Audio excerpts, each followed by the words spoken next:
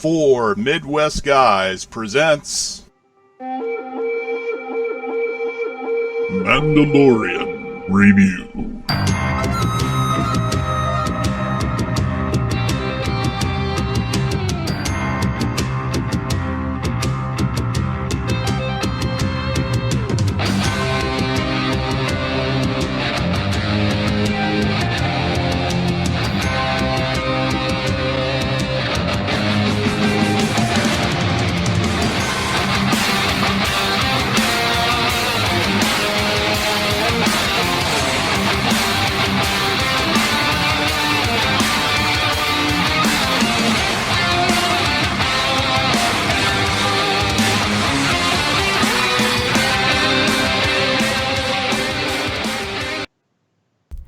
Hello, everybody, and welcome to 4 Midwest Guys Presents The Mandalorian Review. And yes, we are all 100% virtual this time.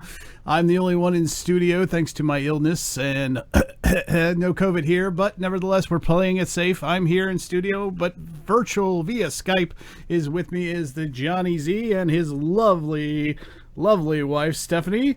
Hello, guys. Hi. And next to them always is Mr. Brian Eckenbauer. Hey, what's up? What's up? What is going on, guys? I apologize for the delay and my illness and being a little under the weather, but we are finally here, and we are here probably to talk about what will probably be one of the best episodes of the season. Just real quick, as we always do, let's just to give a nice non-spoiler, just quick thoughts overall, what you thought of the episode. John and Steph. I'll let you go first then. I was pretty excited about it. Not knowing anything about Clone Wars or Rebels, I thought, the character was kind of a badass. She is. She is the Padawan of Anakin Skywalker, so she is definitely a badass, no doubt about it. I didn't know that. Someone had to tell me. Which I only learned from listening to you on the other episode. Yeah, they don't. She's not in any of the movies, so yeah, it's kind of a Clone Wars Rebels secret, I guess you could say. John, what'd you think? I think this might be the finest thing that Disney has ever produced, Star Wars wise. Yeah. Like, just this last hour alone is the best thing I have seen. Like, not to discount anything from The Mandalorian, but just this last hour, like, this one episode, like, blows all the movies out of the water. Wow, that's a lot coming from you. I really enjoyed it. I got a feeling we're going to talk about some aesthetics later here, but yeah, I agree with you though. Brian, what did you think overall? Yeah, like this is probably one of my best episodes I would put up there. Of the entire series so far. Mm-hmm. There was a little bit of nitpicking. Sure. Sure. And we will nitpick. We always do. Yeah. But other than that, this episode went smooth all the way across the board. So will it bring it down to like a B+ again? Is what I want to know. Oh no, not that much nitpicking. Definitely not. I hope not. Anyway. Not that much. Oh, it was the all right. So from this point forward, we're going to go into detail about the episode. So spoilers, warning, all that fun stuff. I will play my famous spoiler warning sound effect for everybody, mainly because it annoys everybody else and they wouldn't be able to hear it. So it's just not the same. But spoiler alert, nevertheless, from this point forward. So basically, because you can't annoy us from a distance. I know, exactly. I can't annoy. I only annoy myself. So yeah. Why do you think I went via Skype? Look, it's playing. Oh. It's Will and Briggs spoiler warning. I can't take it anymore. It sucks. All right. So long. Anyway. Awesome. What are you talking about? All right. So let's talk about it. Let's get right into it. They don't tease us with anything. They go right at it. There's no more teasing. It's right to the point. She's finally here. Both Ahsoka is here, and sure enough, it's Rosario Dawson. So all the rumors and all the basically a year or better of her playing Ahsoka or going to be playing Ahsoka. Is it going to be Rosario? Is it not? She's heavily teasing. She is. Is she not? Nope. It's finally there. Not only is it the character Ahsoka for the first time in live action, but it is Rosario Dawson indeed. And I thought a great casting for sure. Ashley Eckstein will always be my Ahsoka because of the Clone Wars and Rebels, and that's how I was introduced to the character. However, I don't know about you guys, but I found Rosario Dawson's performance acceptable. I found it, especially with all the expectations I have of the character going in, I thought she met them. Brian, what do you think? Yeah, like she really knocked out a lot of the mannerisms and everything else of the character that we've seen. The voice didn't sound the same. We knew that was going to happen. Right. You're never going to run into 100%, but she definitely knocked it out of the park. She's a great actress, and they couldn't have chosen anybody better. Yeah, I agree. John, Steph, I know you guys are non-Clone Wars, non-Rebels fans, so you guys are going to give us that perspective, I guess, on this one. Okay. I think she did more than acceptable. Because, again, I don't come from any of the preconceived voices or the animation of the show, so I basically had to go on just her performance of this episode and what I think her overall arc's going to be for the rest of the show. And she gave a really actually compelling guest performance. Like, this is the kind of, like, what I put it, like, when Giancarlo Esposito shows up to something, like, he shows up for like 2 episodes in the first season and everybody's immediately drawn to his persona. That's exactly what Rosario Dawson did here. Granted, she's under a lot of heavy makeup, which for any actor is a gigantic feat to have to sell a performance through that. Yeah. She came across as, not just a badass, but also nurturing. Mm-hmm. You had a bit of the, she even, like, you even kind of got a sense that you weren't quite sure which side of the moral spectrum she was from. Granted, yes, she was a thing, but as, like, her interactions with Mando and with, well, I'll save the name for later, but as we see some of their interactions on that, like, there was a bit of a moral complexity to her, which I think she pulled off very, perfectly. Yeah, that's very similar to what she has through Rebels and Clone Wars. Yeah, so from a nurse, she conveyed that very well. Well, it comes across in Clone Wars because she's trained by Anakin, and Anakin obviously has dark side tendencies, so therefore a lot of her that is passed on to her. Not, she's not, and she's also, because of what happened in Clone Wars, she's been kicked out. She got kicked out of the Jedi Order. When her name got cleared, they tried to bring her back, and she told them to basically go fuck yourselves. and so she's technically not even a Jedi if you get down to the title of it, if you will. Right. So she's a bit of a wild card in many aspects, and not only because of Anakin's training, but because of being dissed by, basically being betrayed by her own order. So. Right. So yeah, but that's interesting though that you guys saw that without ever watching the Clone Wars or the Rebels. So that's a testimony, I think, to Dave and his writing and directing of this episode. So, well, I also think it's a testimony to Rosario Dawson for doing her history and doing the work and putting the effort forth for this character, knowing how important she was. Mm-hmm.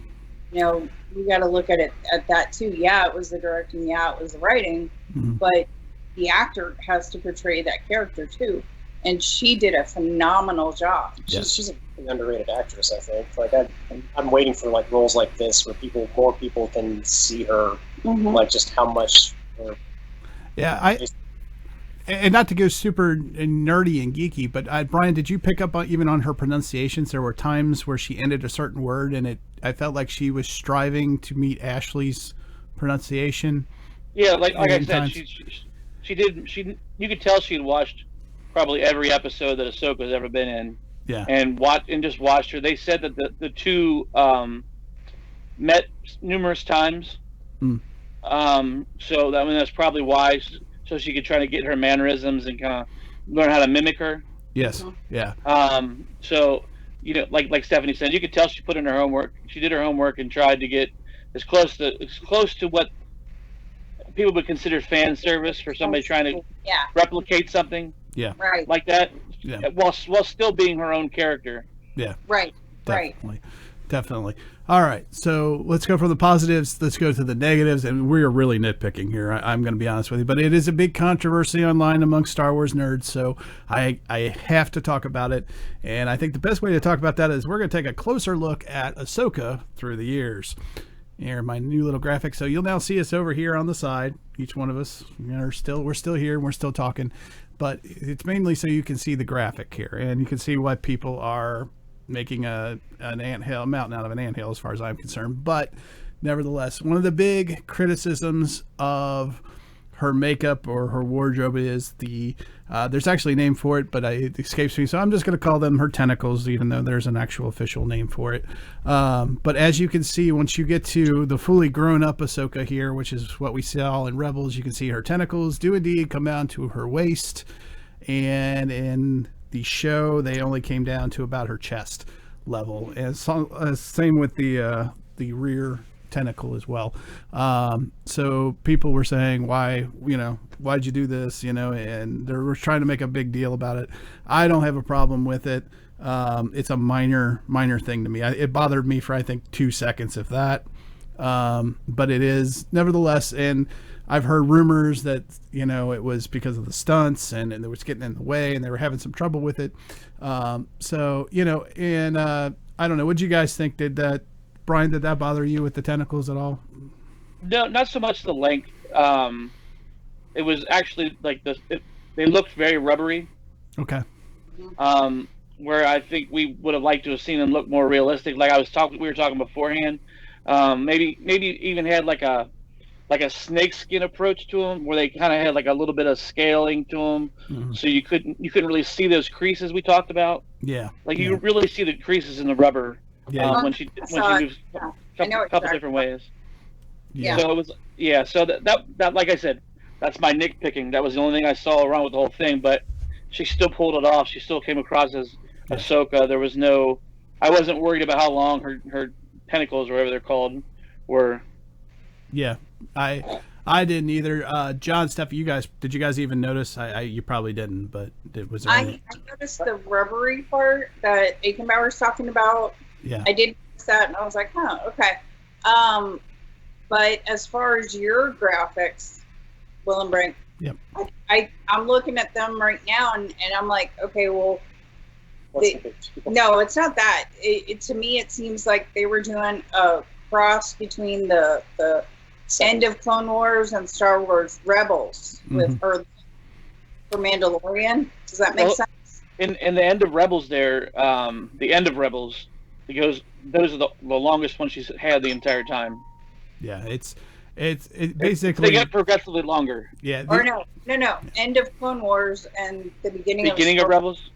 Oh, yeah. Okay, beginning of Rebels. Okay. Yeah. Her species, as the species matures, that they get longer.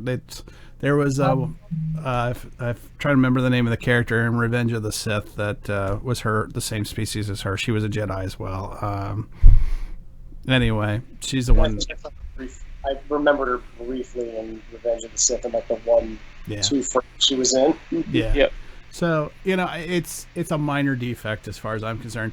And when you look at the rest of, especially if you're looking at the Star Wars Rebels, the tall one there with her lightsabers on, and you look at the Mandalorian version, you notice they've taken great detail to try to even match her costume to what how she was drawn in Rebels, from the headband to the side armor that she's got on her hands, even down to the belt buckle, if you will, in the front, which is like a round loop in there, and you can see that as well. So I think that I don't know why I'm pointing at my computer screen. You guys can't see that, but you get the idea that they've taken a lot of time and effort to try to match her up from, not just the lightsabers, but her entire getup, I think. And that's the other thing that's different too. Like when you go from an animated production to a live action production, like there's going to be a lot more hindrances in the way too. Like, right. You can make them perfectly prosthetic, which even in like when I was looking at all the close-ups and everything, I mean,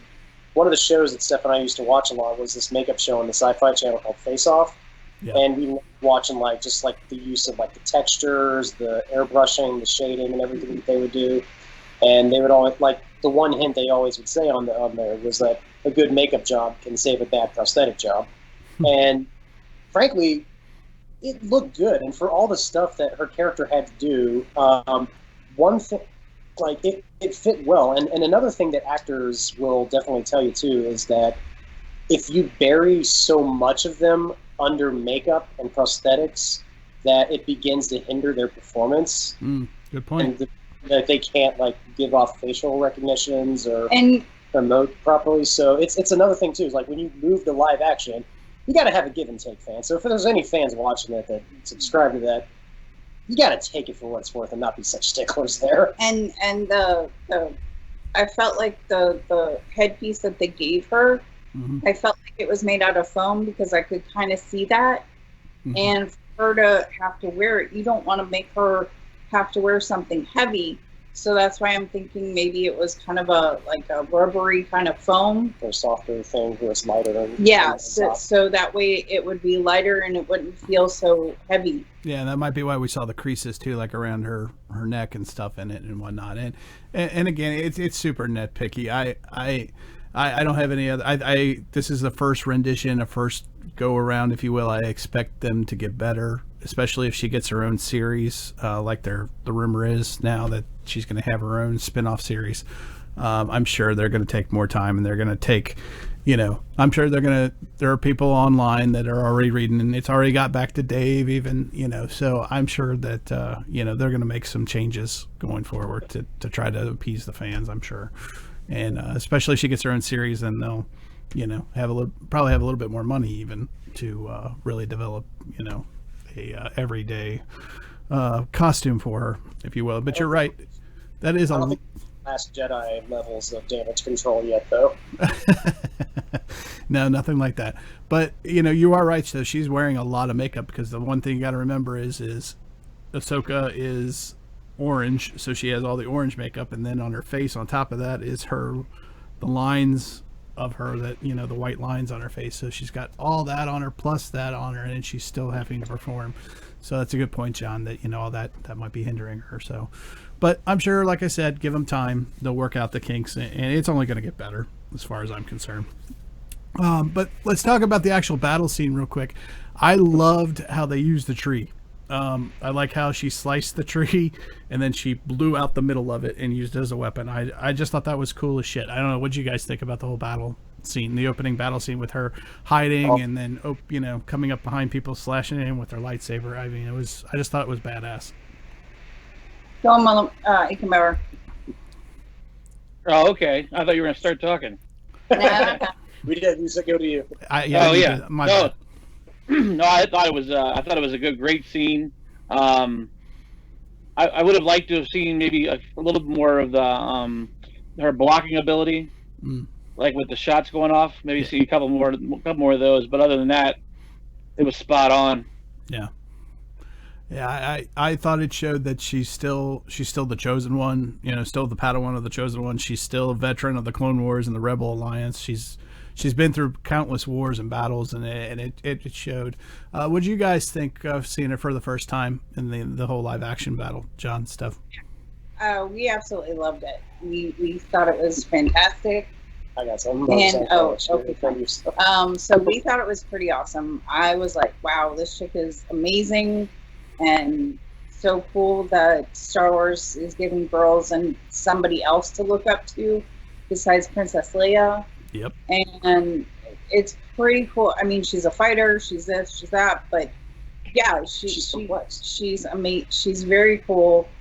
I love the double white lightsabers. Love that. I was like, John, look, she has white. And I just thought that was the coolest thing ever because, each character has their own color, Yes, very much. Those were made by Anakin. Pretty neat, huh? Those were made by Anakin, or repaired by Anakin anyway. Well, the original ones, yeah. These are new, but yeah. The white ones are new? Yeah, she got the crystals from an Inquisitor that was hunting her. What was the last one? What color was the last one? Blue? Blue. Yeah, that's the one that Anakin fixed for her. Yeah. She dropped one, and I don't know if she kept the other one or what she did, or if she lost it. That was the one she faced Maul with? Yes. Yep. Yeah. Never mind. Yeah, but So, yeah. Sorry. no, you're it's just the nerd in me. Don't worry. Everybody else would have thought the same thing. What I do like about her new blades is they remind me of a katana blade, like from Japanese. They're kind of curved, and the way she holds them and everything. I love that. Go ahead, John. I didn't mean to cut you off. Oh no, you're fine. What I was going to say was, and especially looking at both, well, as you can see, we're looking at our notes where you still have the graphic of the different characters.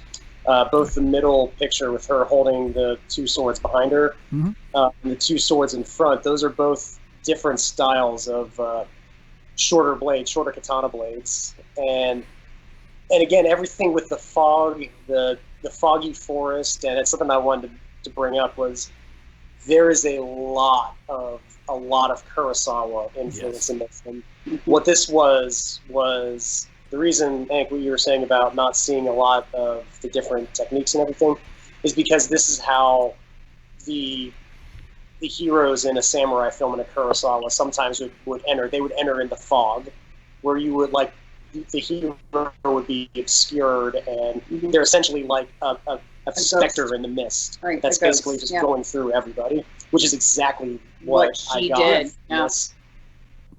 Cool. That's that. Yeah, you're right. That is definitely heavy Kurosawa influence on that. And the other thing I really liked about Ahsoka is when we came up to the magistrate, and the magistrate was trying to. You could tell she was going to goad her in to start executing people in front of her.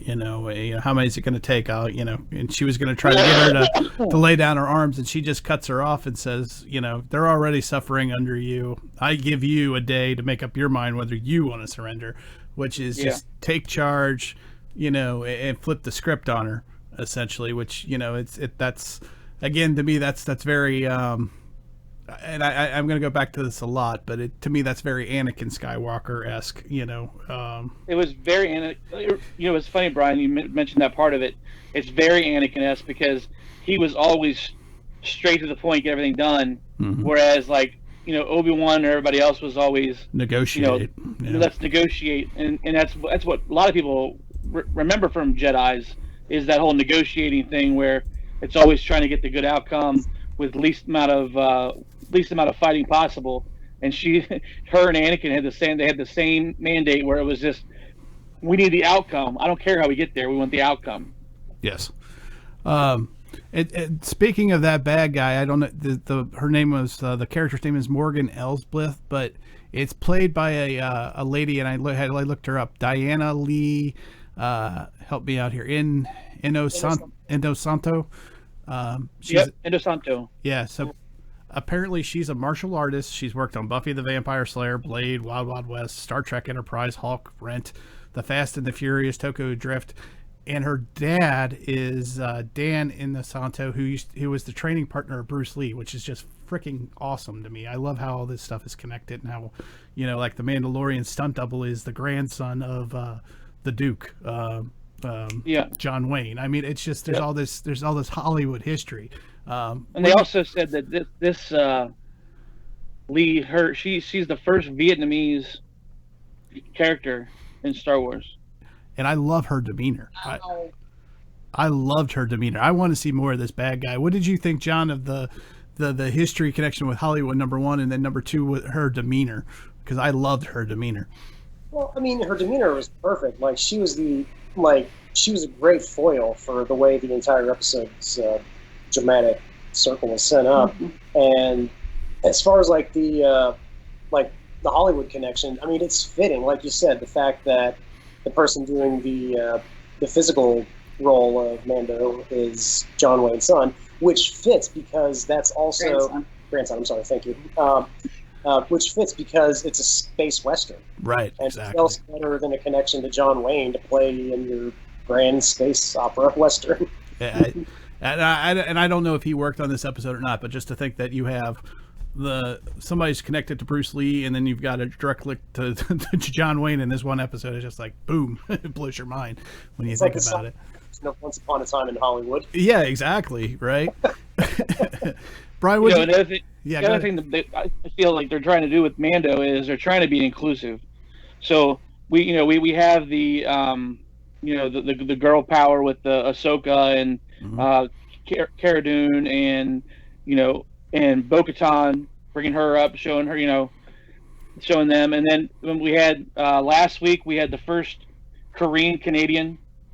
Well, last week or 2 weeks ago, Yeah, he was in both. the X-wing The pilot. guy, Yeah. So he's Korean Canadian, and then this week we had the first Vietnamese.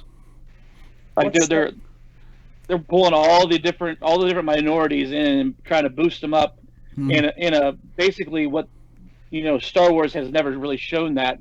Besides showing all these different creatures, they've never shown multiple races like this. I do want to ask though, does anyone know what the nationality of Kelly Marie Tran is?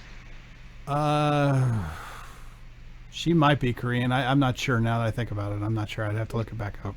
Rose in Last Jedi, the ones that all the fanboys pretty much embarrassed off of social media. Yeah, it's stupid.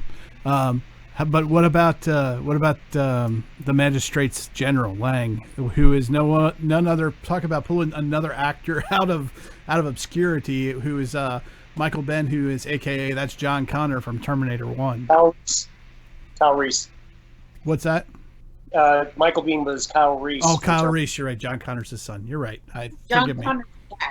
John Connor's father. There. John Connor's dad. Yes. Yes, but still, I was like, wow, where did they find him? I didn't even know he was still alive, dude. It was like he made a badass general too.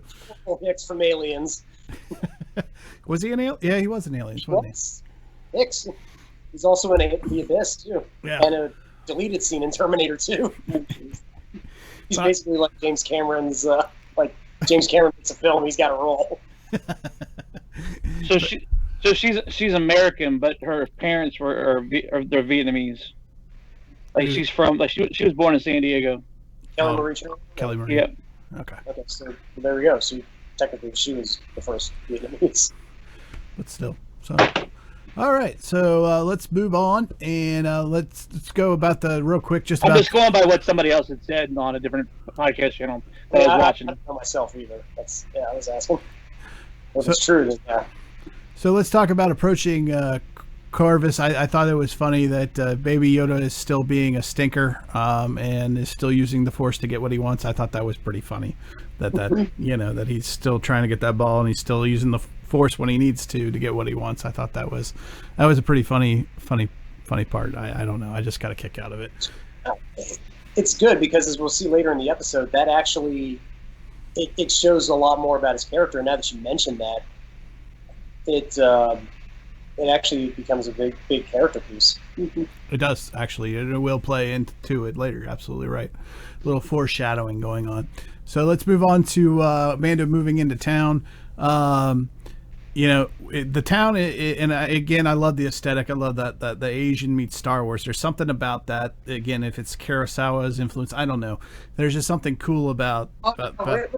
Very Japanese. Yes, even down to the warning bell. It's just freaking awesome. Yeah, very Japanese. The warning bell definitely was. Yeah. John had another take on it. Yeah, the entrance, the archways in front of the door. The second the door opened, I was like, wow, I feel like we're about to give someone a gynecological exam. Really, John? It really looked like that. I mean, I could tell you something about the set design from Psycho that would blow your mind. Only the dirty Jay-Z would think such a thing. All right. I definitely did not see that when the doors open. Now you can't unsee it. Nor is there a doorbell that'll make them. Never mind. I'm not going in there. Anyway. It was apparently a big one. No, we're not going there. We're not ringing anybody's bells. No, sir. All right. All right, back to Quinn. Back to Quinn. Serenity now. Thank you for saving me, Brian. All right, so we're in the town, and it's under strict lockdown. The citizens can get in trouble for talking to outsiders, so it's kind of like they have a marketplace, but I guess it's just for themselves because they don't sell anything to anybody that comes into the town. They're afraid to talk to people. It's very brutal, very, I don't know. Even down, and the prisoner cages that are around the gate to the inner courtyard, and they're getting shocked, and you can actually see their skeletons as they're getting shocked. There's something about that reminded me of like Roman history, where they used to line the roads with crucifixions on the way to the entrance to the city.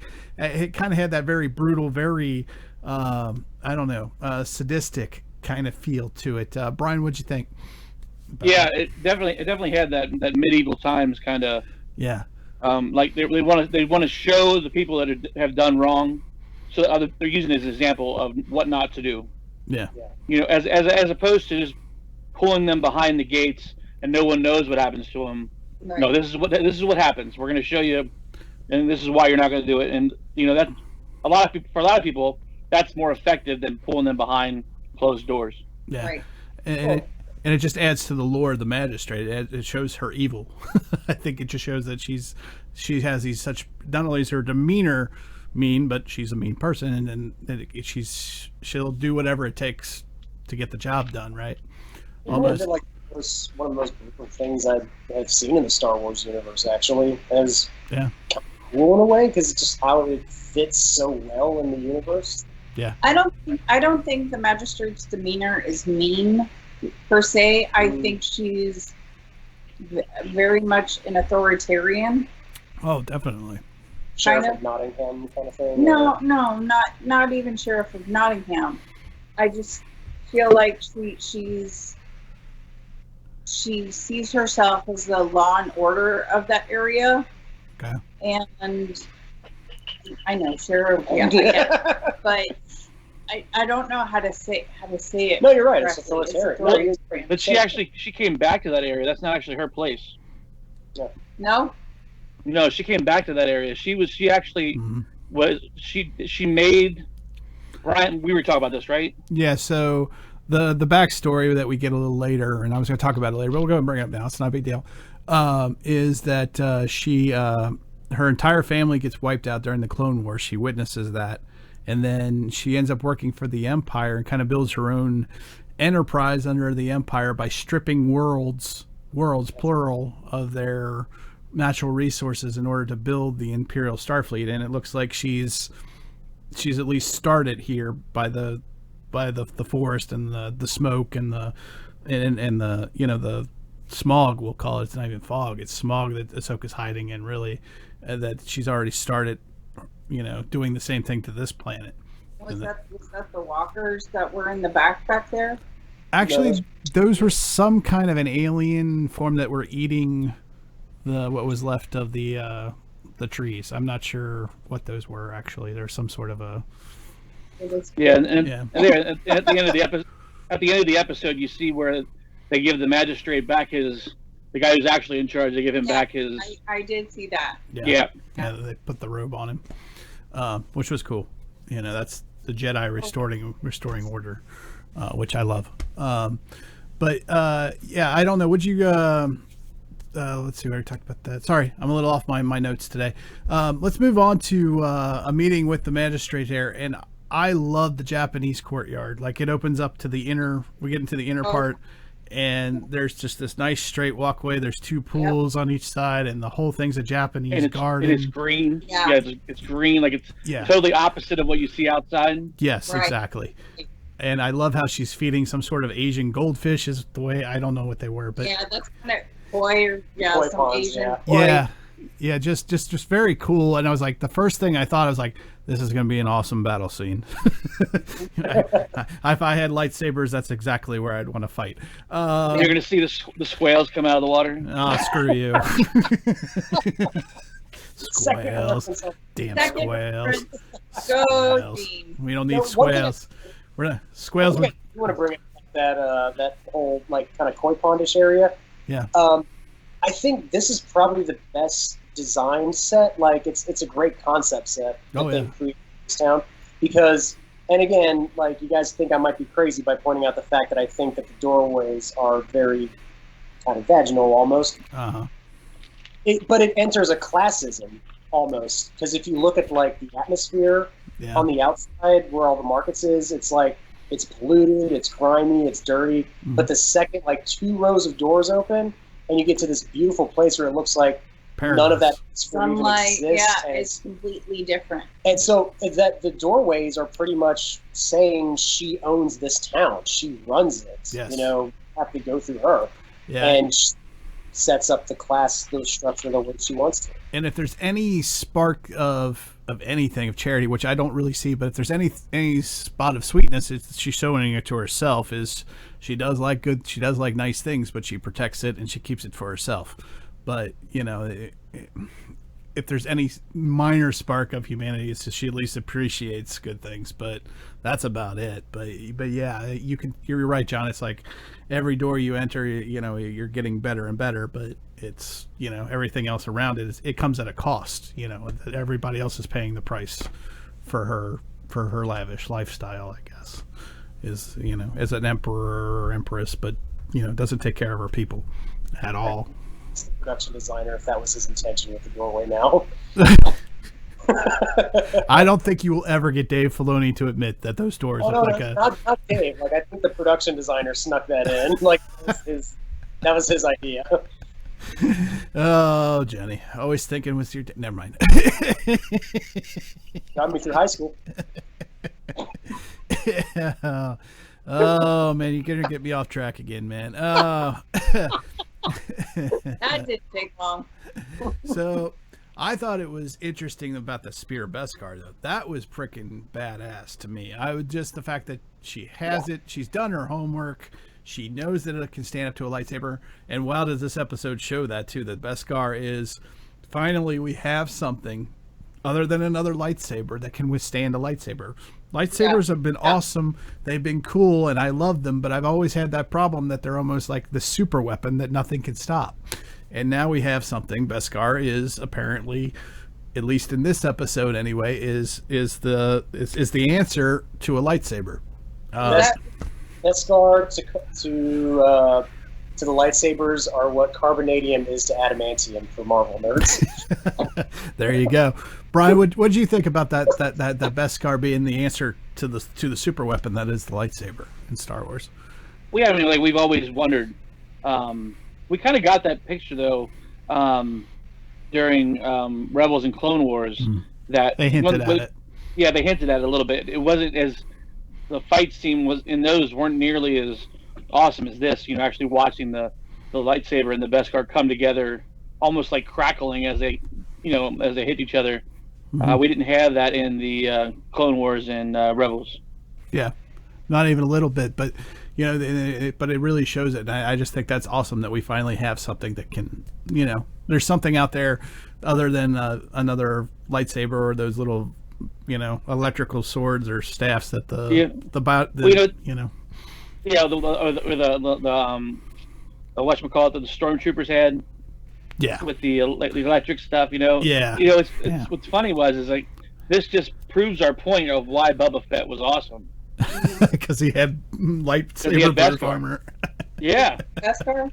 Yeah, because you know, like everybody else is like, he didn't have that many lines. Like, no, but his freaking body armor could handle the lightsaber. Well, I was going to ask you. So, is that why Mandalore and don't get along? Yeah, they actually fought a war. The Jedi eventually won it, but yeah, there was a whole war that was fought between the Jedi and Mandalorians. So yeah, they're actually, that's why they kept referring to the Mandalorians as the ancient enemy of the Jedi. So because of that war. I don't understand that. So okay. Yeah, they've never really we have never seen that on, you know, a cartoon or anything. It's just kind of like the background lore. That's told. But yeah, it's so that's why they kept saying, you know, and that's one reason why she's convinced that she can get the Mandalorian, who she's obviously desperate because she's going to offer him this awesome, you know, spear of Beskar. But I think the other part of it is because he is a Mandalorian and he is supposed to be the ancient enemy of the Jedi, that they don't even get any reassurance from him. They don't get him to agree to anything. They just say, "Here you go," you know. And what do you guys think? Do you think that was the case, or was it their desperatism? What do you think, John?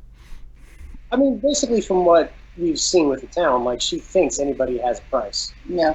That's all I got from it. It's like she thinks that she can afford anybody's price. Okay. Brian? I think it goes to like her dealings with Mandalorians. She just assumed that all Mandalorians hate Jedi and everything else. Right. Whereas, Mando he's never been around any Jedi, so he has no idea who they are or what they are or why he would hate them.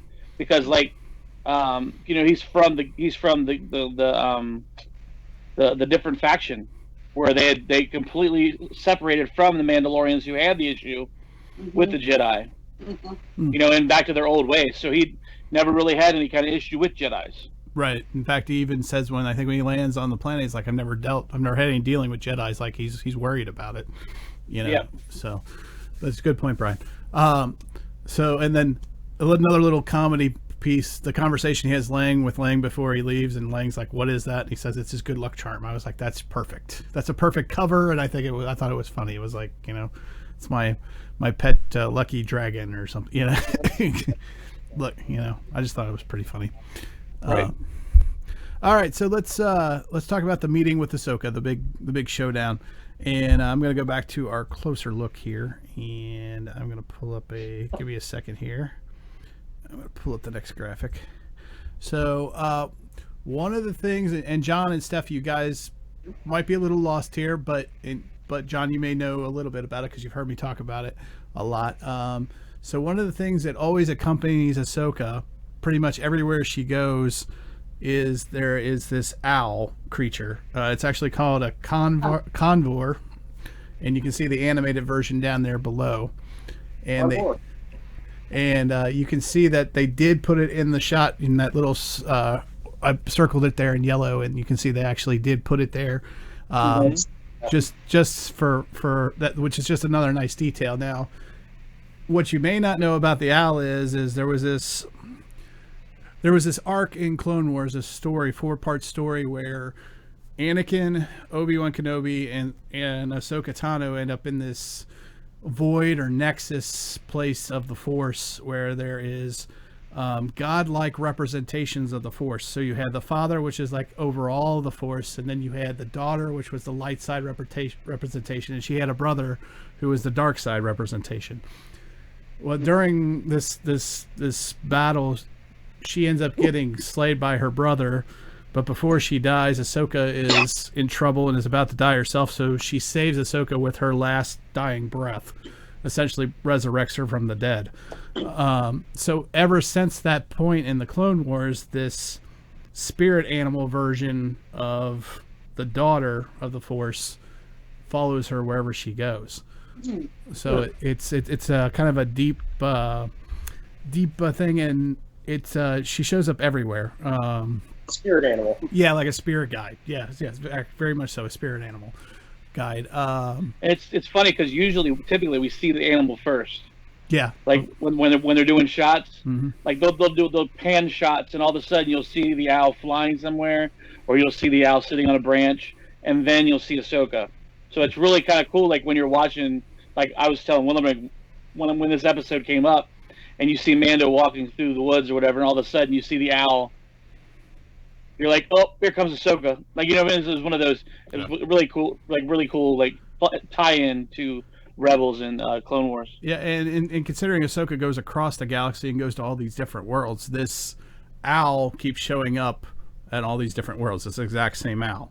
So it's like it's transcending through the Force. It shows up in places of the Force and other episodes of Rebels where they go deep, and it's like a time travel episode almost, and they end up in this nexus place of the Force called the World Between Worlds, and the damn owl is in the nexus. Mm-hmm. And is guiding Ezra to save Ahsoka through it. And it's crazy how much it's used. In fact, I have a belief that there's a reason for it. Like if Filoni's got a big plan for her. I've had he's often compared her to whatchamacallit from Lord of the Rings. John, you're the big Lord of the Rings fan. Which one? The wizard that gets sent back. Gandalf, yes. And he does a lot of comparing between her and Gandalf. And this owl has something to do with it. So at some point, this is all going to work itself out. What's that? What'd you say? It's the eagle. It's Gandalf and the eagles. Oh, the Eagles, yes. Yeah. So, it's just, there's something about this. So it's just cool that they really take the time to put this back into play, as it were. And I really want to point all that out. And Brian, what was that, John? I just thought it was a cool looking owl. It reminded me of the Blade Runner. Right. You wouldn't know anything, right? And everybody else is like, oh, look. We're doing the freak out, right? What did you think of the owl, Brian? Did you think it was cool? Or I thought it was a little underdone. I thought they were kind of keeping it dark. Like I said, when we saw him coming through and we saw the owl, I was like, oh, there's Ahsoka. Yeah, here she comes. Yep. The tie-in was nice. I thought so. So, Mando has a brief clash with Ahsoka. Again, it shows the power of Beskar, because she is going at him with two lightsabers, trying to slice him in two, and he's doing a Wonder Woman thing with his Beskar. And what I noticed, I don't know if you guys noticed, there was no scoring marks on the armor. No, there wasn't. It was just like it was normal. And I've noticed that when he gets blasted with a blaster, it's the same thing. So again, it just really, really shows just how powerful this Beskar is, or at least how powerful they're making it now in Star Wars. What do you guys think? Is you think they're making it too powerful, or do you think it's just a, like what we were saying? Yeah, it's perfect. Right. Okay, Brian, what do you think? No, I mean it's fine the way it is, because it's not like they can wrap themselves entirely of Beskar. They can do it in patches. Right. And in spots, but a lightsaber is still going to go through their arm where the elbow is, right? Or because you can only do so much Beskar without being able to move. Like, you're not going to be a tin man, right? Right. Well, like Mace Windu took off the head of Jango Fett, who was in Beskar. He was able to slice through. Because he didn't have any Beskar around his neck. Right. But essentially, yeah. I mean, stupid mistake. Like if I was a Mandalorian, you got Beskar around your neck, and you got Beskar around your dick. I mean, a Beskar cup. A Beskar cup. Yeah. Oh, that would suck. I've got my girlfriend has a chastity belt. Unfortunately, it's Beskar. Yeah. There's no key for that. Oh, no, that's going to chafe my willy. All right, enough of that. The ultimate torture porn. The other thing about the fight I thought that was cool between them, I like how he threw the harpoon rope around her, just like Boba Fett did with Luke. But where Luke was like, I don't know what to do, she did the cool thing and jumped over the tree. Which didn't make any sense, because physics, she would have to weigh that much more than all that. There's no way. Well, she used the Force. Yeah, she had to use the Force. Oh yeah. That was just crazy. I thought it was cool because I thought it showed that she is that much more experienced than a young Luke Skywalker was. Like maybe she's not as powerful as Luke, or maybe she is, but she's got the experience on her side, which I was just like, oh, that's cool. Yeah, slice through that, through the harpoon. Yeah, it really, yeah. So, let's talk about the Force talking scene, which was interesting for me. We've seen this many times before, especially with Luke and Vader.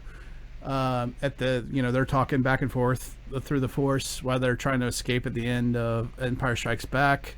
Brian, you and I have seen it with Kanan and Ezra talking to Master Yoda through the Force at the Jedi Temple. But usually one of the parties is actually talking to help us along the way. Yeah, Johnny, go ahead. I'm also doing like the Shining thing too, because they would have mentioned that in the Shining oh no, a total Skype meltdown. I've lost them both. Oh, you guys still there? Yeah, we're still here. Okay, we lost you for a second, Johnny. Go ahead with your thought, your little shiny thing. Yeah, it was basically that was it. It was just like the Shining. Oh, I thought because they would have entire conversations without ever like opening their mouths. Yeah, that's what they did. They showed that in Rebels and in the Shining. Clone Wars. They very, very like the not mouth moving, but they kind of like.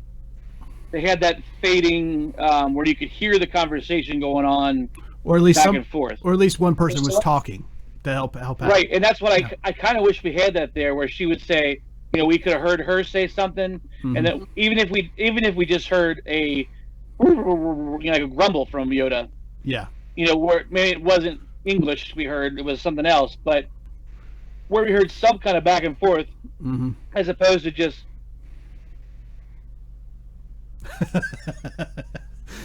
Oh, your name is Grogu. Okay, like what? I will bring up the point as to why I think that worked is we're seeing it from Mando's perspective, so of course Mando wouldn't hear what they're saying. Well, that's a good point. Right, but Mando's not watching the TV. We are. But Which is why the audience is you can't be spoon-fed everything. but one thing I took away, guys, and I don't know how you guys think about this, but I felt like more was conveyed to Ahsoka than she told Mando. Like I felt like she was holding back. Absolutely. Yeah. Okay, so I wasn't the only one then. Okay, so No, it wasn't, because it's the Western thing where you don't have to say everything in order to show how powerful a character is. Yeah. Like you can, essentially, it's like the poker games in the West where they would, you know, you don't show everyone your cards, but you don't see how powerful of a hand they have to play with. I actually wonder if it'll get revealed later of what she was actually told by Grogu. I do. I actually wonder if it's going to come back up later, and you know, she's going to meet at a certain spot, and because Grogu said, "Hey, meet me," blah blah blah blah blah. You know what I mean? Like something like that. Yeah, because like you said, it felt like he shared a lot more than "My name is Grogu." Yes. Yeah. And this is my story. I think there was a lot more because she kept smiling, and I'm like. And I have this wild theory, and I don't think it's true, but I still have this wild theory in my head because we've seen Master Yoda play coy with Luke. I still wonder if there's still an absolute little micro chance that that Grogu is playing coy with Mando the whole time for some reason. Like it's all an act. I think still had this. I don't know. What I got out of the whole silent conversation with her smiling, and I think the reason we didn't hear anything is we can't hear Dolby. Well, no, it's not that. It was basically because I think Grogu was telling us episodes 1 through 12. That's what he was thinking to Ahsoka, which you hear later. That's very possible. He also, I guess, told her prior to him getting taken from the temple, because she knew that part. Yeah. So maybe that was part of what he was, explaining to her was. She was just going back through his memories and got the whole fact of he was on the light side training in the temple, and then all of a sudden on that day when Anakin came and he was taken from the temple, and then from there on it's just darkness, which is funny because he was in that capsule, so of course it's going to be dark. True, exactly, yeah. Yeah, that's true. You could have also been telling her spoilers for season 3 too, so we can't hear that. That's true. That's true. That's very possible, yes. Let's talk about the name. So Ahsoka reveals his name is Grogu. He said Anakin's Vader. What's that? Grogu's like, hey, spoiler, Anakin's Vader. He's a little late to the party on that one. So, but let's talk about the name. So let's talk about Grogu. I mean, I don't know. So we've been wondering. They've been calling him the child. People call him Baby Yoda. We get the reveal, Grogu. Brian, what's your thoughts of Grogu? He'll still be Baby Yoda to me. The Grogu, I'm okay with it. I'm okay with knowing his name. But just like with Mandalorian, he still calls him the kid. Like we still call Stephanie Steph. We still call you B. We still call me B. Or Ankenbauer, Tower, or whatever. Right. So I mean, I'm still going to call him Baby Yoda probably.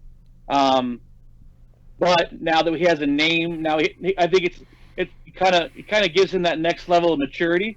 Yes. It kind of gives him a person. Yes. Where he was the child before, and you're like, ooh, what is his name? does blah blah blah. And now that he has a name, now you're like, oh, well, it's kind of like you call your daughter, whatever, and then all this, hey kid, hey baby, blah blah blah, hey sweet tooth, whatever you call her, and then all of a sudden, then you start, hey, for my daughter, hey Caitlin, hey, Caitlin, do this. Because she's becoming her own person. Right. Right. Right. And I think that's giving him his name. Kind of did that for this. Gives him room to grow. Yeah, I like that. Yeah. I think that's going to happen. I actually think he will actually grow physically by next season too, but I could be wrong. John, what do you think of Steph? What do you think about Grogu? Well, see, I just want to say that I think Hank nailed everything about naming Baby Yoda right there. That's exactly it. You know, it's like Baby Yoda, like you said, he's going to always be Baby Yoda to the fans, but he now has a personality. He now has a name. He's now ready to develop as a character, so he can progress from there. Yeah. And his backstory is he's raised at the Jedi Temple on Coruscant, so the Jedi Temple we know from the movies. He's taught by many masters. When they say that tells me that he is what they call a youngling. So there's basically 3 steps to Jedi knighthood. Is the first step is you're brought in as a baby, and you're raised through early childhood as a youngling. And as a youngling, you have training by, it's like going to class, like going to school. You're taught this by this master, that master. It's all part of the temple training until you reach a certain age. And if you're good enough to reach to the next level, which is the Padawan level, which is like early teenage years usually, then a Jedi master will take on the Padawan for individual instruction before they make it to Jedi Knight. It's just like an apprentice. Yeah, like an apprentice. Yeah, and in fact, I got a picture. I'll change it over here real quick if I can get. I like this program, but sometimes it's hard to change the pictures. So this was taken from, I think, episode 2 actually. So here you can see it's Yoda doing some basic lightsaber training with the younglings. I don't know why you give a 5-year-old a lightsaber, but hey. I gave my 5-year-old a lightsaber and she was destructive with it without it being actual lightsaber. But anyway, but yeah, so that's what he is. So he's not a Padawan yet, but he's still a youngling. Even at 50 years old, you know, for his age and for his species, he's still in that he's getting to the end of his childhood probably, but he's still a child, so to speak. I thought it was great that Ahsoka brought up Yoda during their fireside discussion. Mm-hmm. Yeah. You know? And she's like, I knew one like him. His name was Master Yoda. Mm-hmm.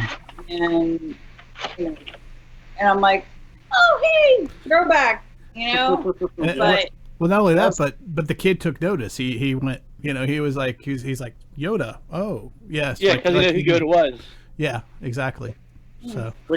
And the one thing I want to say is the second she brings up the best thing I loved about this whole naming of him is that whenever Mando would say the name Grogu, like just the way that, you know, you'd see Baby Yoda up. It's like a child when their father or mother calls them. Yeah. You know. There was that sense of, when we would, you know, and for us, when we would call Abby, we're like, Abby, Abigail, you know, and it was like a father-son. Yeah. There's definitely something about like hearing a loved one calling your name. And there's just small little details like that. It's heartwarming. Like just that little moment alone, I felt so much from that moment. Well, yeah, because we're all parents, so it pulls on our parental heartstrings just as much as you know, we're all children as well, or we have parents. But you know, especially being a parent, we understand that, you know, and then it's recognition between you know, you and your child. But yeah, absolutely, John, great point. And even Ahsoka took note of that and said he sees you as a father figure. Yes. And that's and we'll talk about that next. Sorry. That's okay. We'll get to it. One more thing, and then we'll move on to the testing of Grogu next.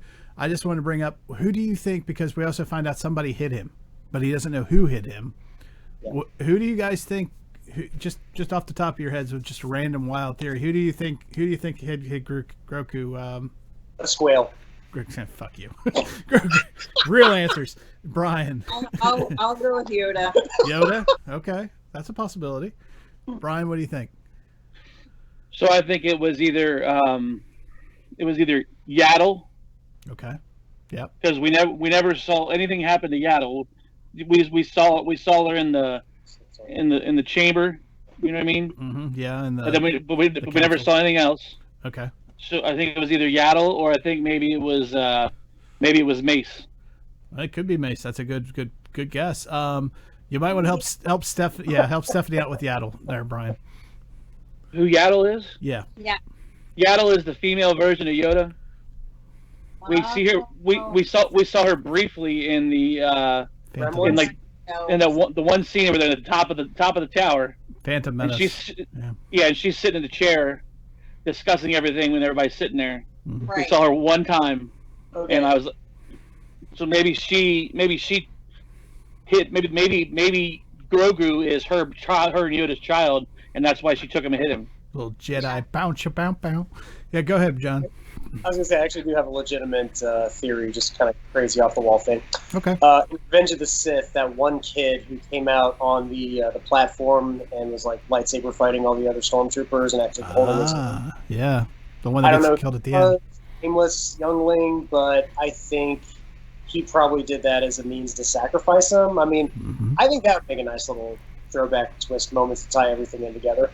And that leads into the testing of Grogu and how he has so much fear, which we're going to transition to now. And that made me wonder, is some of his trauma, did he witness, was he there for Order 66 when Anakin comes in lightsaber blazing and starts cutting down the younglings right and left? Was he a part of that? Did he see that? That just makes me wonder. He may not have seen it. But he may have, his memory may have started right at that spot. You know what I mean? Or he felt it. Yeah. Yeah. Oh, they all feel it. Yeah. Yeah. So I don't know.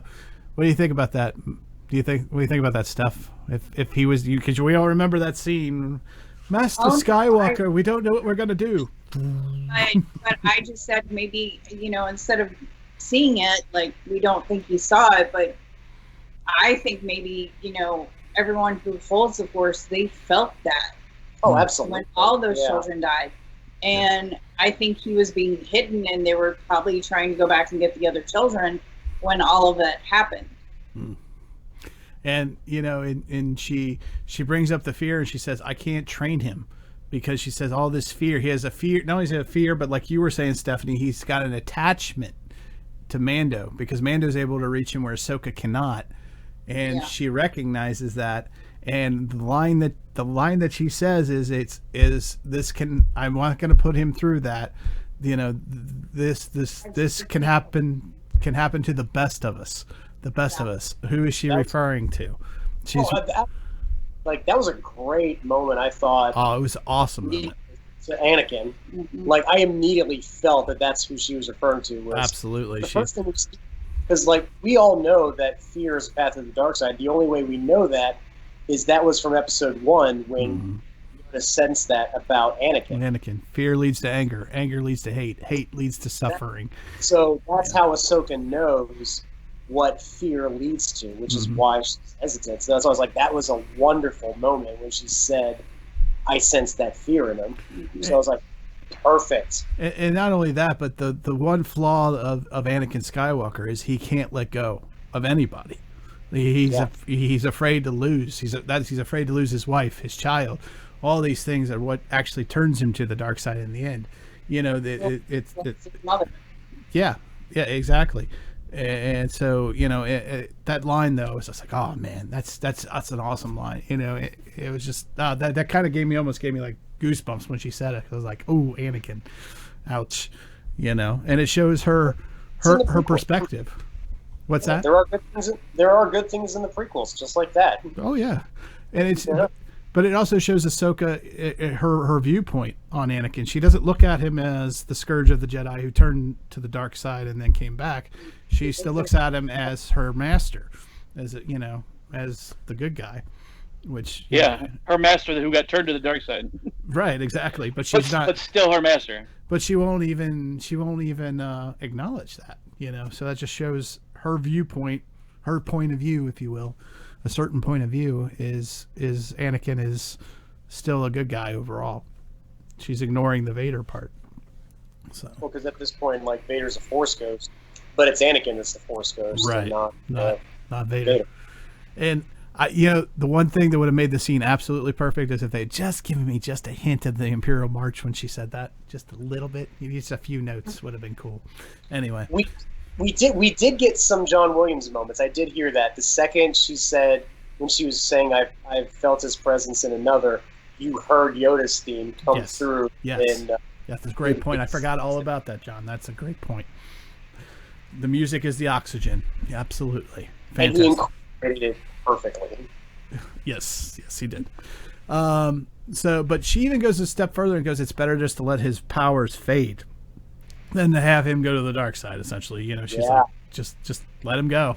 It's like, wow. I mean, it's like, that's... and maybe it's better if he doesn't want. All right, I do have to bring up a personal note. That is actually something that's a very tragic moment to think of, to think that your gifts could go to waste. Yeah, exactly. It's to hear something like that, to just think that it's better to let it die than see it be used for something bad. Like, it's tragic, but yeah, no, there's a power behind that. That's why I love this episode so much. Well, and not only that, but especially at this time period, because the Jedi are so few.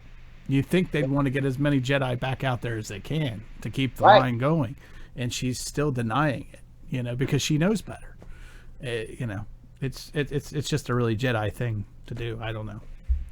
So, like a Jedi thing to do. Yeah, it really is. To be that selfless about it when you're the line is dying off. Essentially, there's only a few left, and right. Even says that. And there's so few.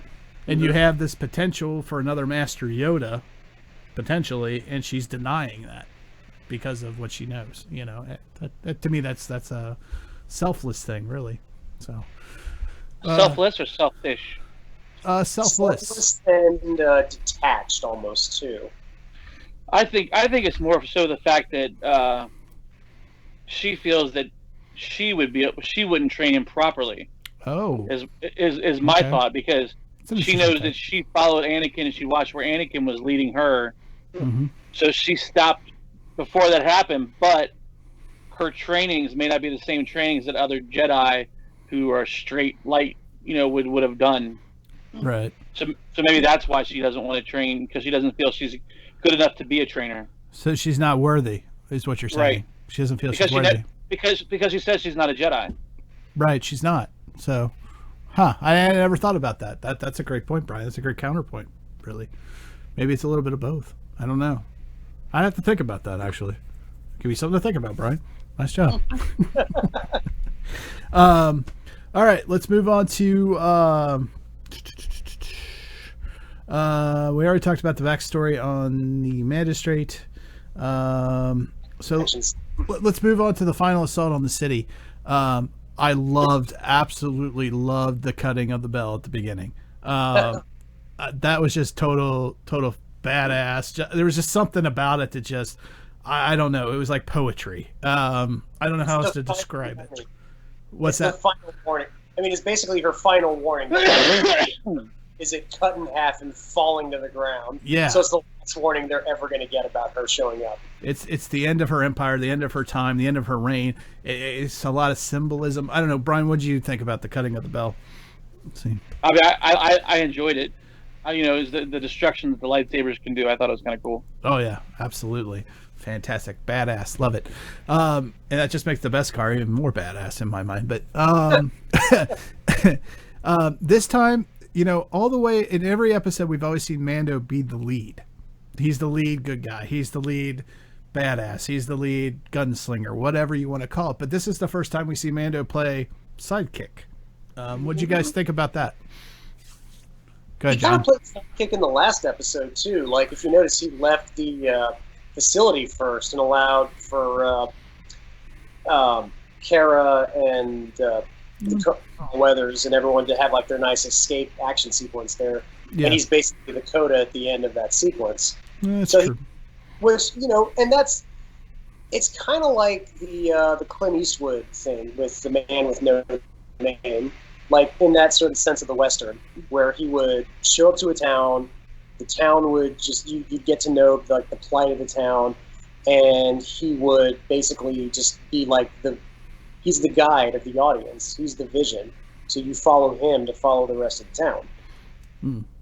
Copy. Yeah. Go ahead, Brian. I was gonna say, to me, it felt like, I don't know, it so much felt like he was the sidekick as he was the spark provided, for the whole fight. It was because it was Ahsoka's fight. Yeah. It was going to happen regardless. Yeah. Mando just came. It was basically like Mando came in on her storyline. Mm-hmm. To kind of play that spark that for the town, for them to rally around this this Jedi who they had not known either. Yeah. But they knew. My guess is they knew about Mandalorians. Mm-hmm.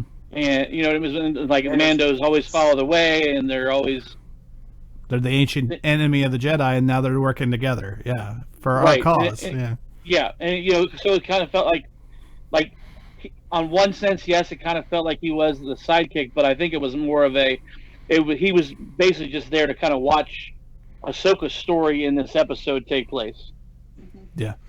I love the fight scene between her and the magistrate and Ahsoka. There wasn't a whole lot of twirling of the spear, but it was very personal and intense the way it was shot. Like, I didn't see it wasn't like a Darth Maul doing all the crazy stuff, but she was intense with hers, and there was a lot of back and forth, a lot of Ahsoka with two blades on the spear. It felt personal. Go ahead. Sorry. With a spear and with us doing karate and stuff, with a bow staff, there's not a lot of twirling. There's a lot of like body blocking, spearing, body blocking. Exactly what she was doing with that would be the same as as having a bow staff. So essentially, it's not a spear per se. It's more of like the staff, and she's using it exactly how it would be used. I mean, on top of that too, like when you do the spinning stuff, it leaves so many other parts. It leaves your body open. It leaves your back and like a whole bunch of other stuff vulnerable. So with a staff like that, you're going to protect yourself. You're going to try to stick her. You're going to keep it in front of you at all times, and to put length between you and the person that's fighting you. Right. It was like that was one of the most realistic. I was gonna say it felt more realistic fighting than when Darth Maul did it for showmanship.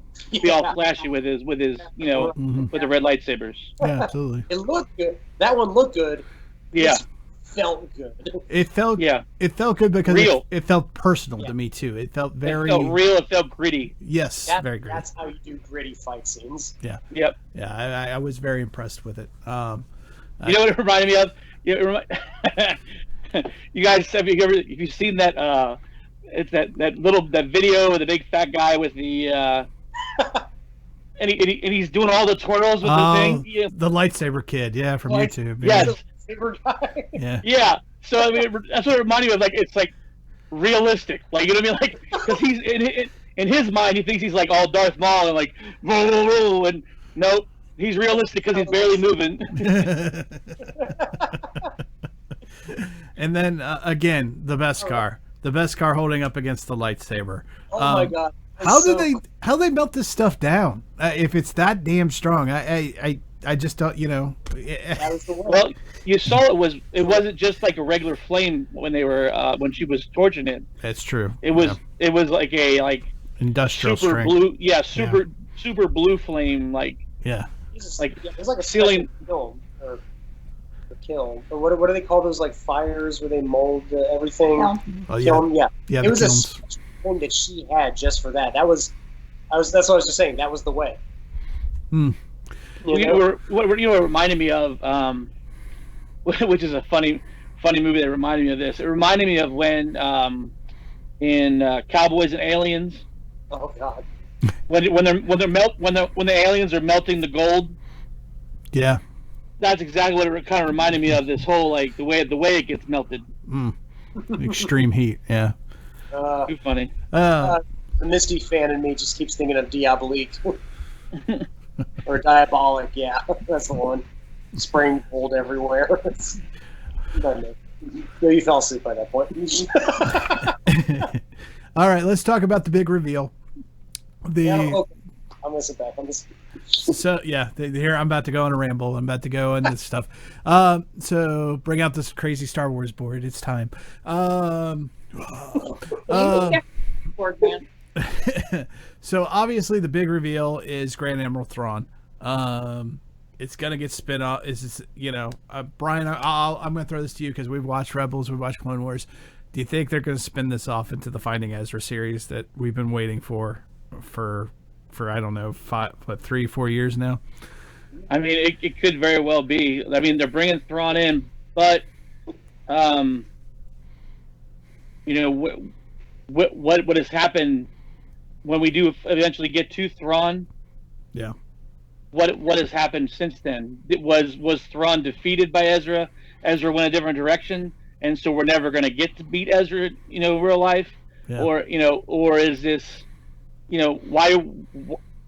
Because I was thinking the same thing, and then one of the podcasts that I was watching, they said something very similar, and they said, we assume, like the last time I saw Stephanie, we'll say, for instance, she was driving in her car and she was driving down the street over here.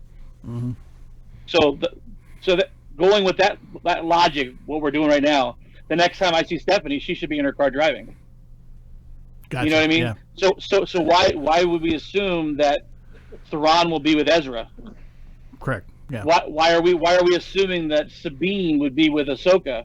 Mm-hmm. Because they had different stories in their life to take them different paths. True. So, even though she is still searching for Thrawn, we know that aspect's still there. Mm-hmm. We don't know what's going to happen between now and then, or what's happened since then, when we saw him last in Rebels. Or perhaps did this take place before Rebels? We'll get in that minute. Go ahead, John. It looks like you got something to add. I actually did do a bit of research when I heard the name Thrawn and Steph wanted to know who that was. Mm-hmm. So if we do see Thrawn again, mm-hmm. see a squale. You just ruined the whole series. Damn it. Yeah, square is what took him away. I'm changing. I'm taking him off. I'm putting him down in the small corner. Oh man. But yeah, so let's talk about. But Brian, speaking of what we expect and what we think we knew, let's talk about there's the Master Skywalker. So, but let's talk about this scene, Brian. This is the the end of Rebels, the epilogue to Rebels, where we see Sabine walking off with Ahsoka to go find Ezra. And this is where the whole theories come in about the Finding Ezra series. This is where it all comes out of.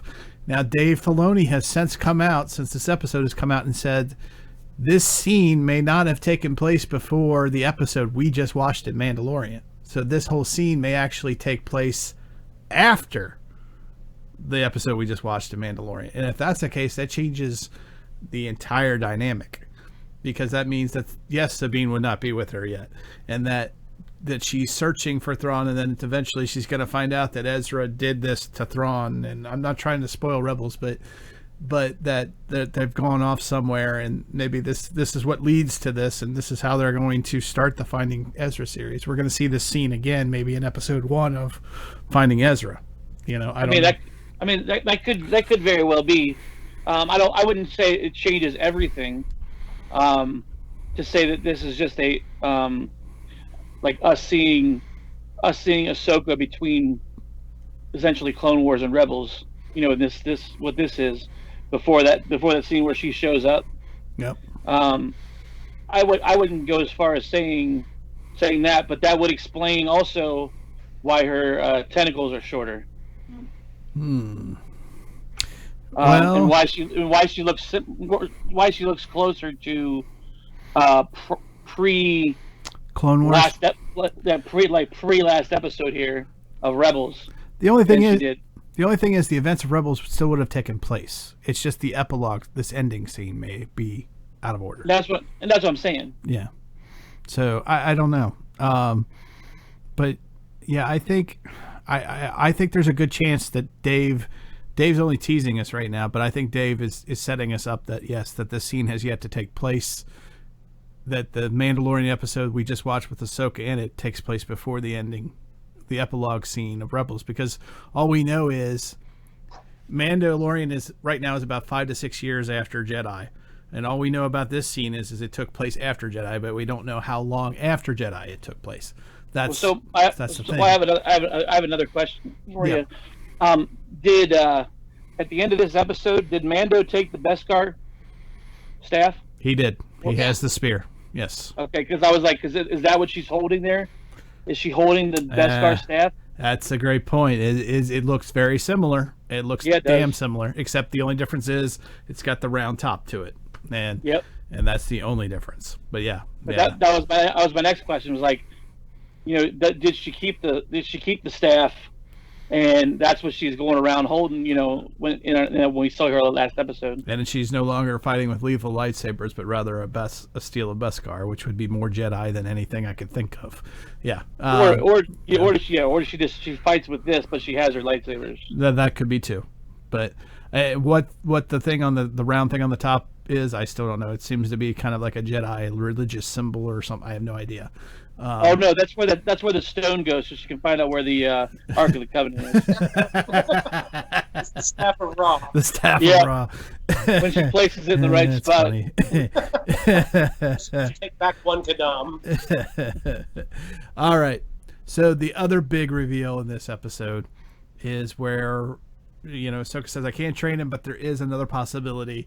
If you take him to the planet Tython and put him on the Seeing Stone, he'll choose his path. If he chooses to become a Jedi, maybe a Jedi will come and seek him out and train him." We'll get to the second part later. I'm stuck on Tython for a minute. And then here comes the crazy Star Wars board again. So Tython, in the Legends books, now remember, Disney bought Star Wars and said all the books that came out are now legend. They're not canon anymore. One of those things was Tython. Tython is first mentioned in the book Darth Bane novel, The Rule of Two, and it's mentioned that this is the birthplace of the Jedi Order. And back then, they originally weren't called Jedi; they were called Jedi, and then eventually they evolved into the Jedi off of this planet. Now, it then became, Disney said no longer, and then they created Last Jedi, and they created Ahch-To and the first Jedi Temple on Ahch-To. So what Dave is doing now is he's cherry picking again from the Legends material and throwing it back into canon, but in a new way. Ahsoka says that there's the ruins of a Jedi temple there. She's not saying it's the first temple, so they're retconning here a little bit. But Tython is a huge planet of potential for Star Wars storylines. The planet is so endowed with the Force. The Force is so resonant in the planet that if somebody shows up on this planet and disturbs the planet's balance, the whole planet gets ravaged by like storms of Force lightning. It ravages it. That's how delicate the planet is. The planet has all kinds of strange Star Wars creatures. It has that whole Star Wars mythos of creatures. Everything's there. All kinds of deep Jedi lore is there. They have two moons. One moon is the dark side. One moon is the light. They call it the Ashland, which is the light side, and then the Bogan, which is the dark side. And these two moons go around the planet. It's all part of the original lore that was created from where did the Jedi come from, that was supposed to come from this planet. So now again, since Disney's taken over, it's now Ahch-To and everything we saw in Last Jedi, which I thought was wasted in Last Jedi because we had a lot of lore that they could have come out of Ahch-To. But now we're heading back to this planet Tython, where there's all this potential to bring all this back, to bring all this stuff back and really launch some really cool storylines off this planet, especially if it's only shown briefly here in Mandalorian, and then they use it in other episodes. It's just going to be crazy. Great picture of Thrawn behind you there, Brian. But there's all kinds of potential here. I mean, it just opens up so much. It was the planet was shown greatly in fact, I got a picture. I did like a little collage of some pictures from. There was a game called Star Wars: Knights of the Old Republic, and they created this entire world, and you can see that there's like a Jedi temple on here. There's all kinds of crazy other stuff too. This is just a quick collage I put together. What's that from? That's Tython, and that's from the game Star Wars: Knights of the Old Republic. That's right. Okay. Okay. I remember. So, and that's where a lot of this lore was created, was in this game. Oh, okay. Mm-hmm. So, there's a lot of potential here, and we've heard Filoni talk about the Ashland and the Bogan through this mythical creature in Rebels called the Bendu, he was the one in the middle. He was both light side and dark, and I think Bendu probably came from this planet because there's all kinds of crazy creatures and stuff on this planet too. So, there's all kinds of potential here, going deep into the Star Wars mythos, which I love, the Jedi myth, and then you've got all these crazy creatures and all this other stuff that can happen coming off of this world. I mean, it's like a cornucopia of Star Wars themes. You know, you could do almost anything you want with this. I mean, you know, it's crazy what could happen. But like the Jedi were born here. Essentially, what became the Sith are born here. You know, the light side and the dark, it all originally came from this planet, at least in the old Legends material. So there's all kinds of potential here. I mean, you can restart the Sith from here. You can restart the dark side threat from here. You can do all kinds of crazy stuff.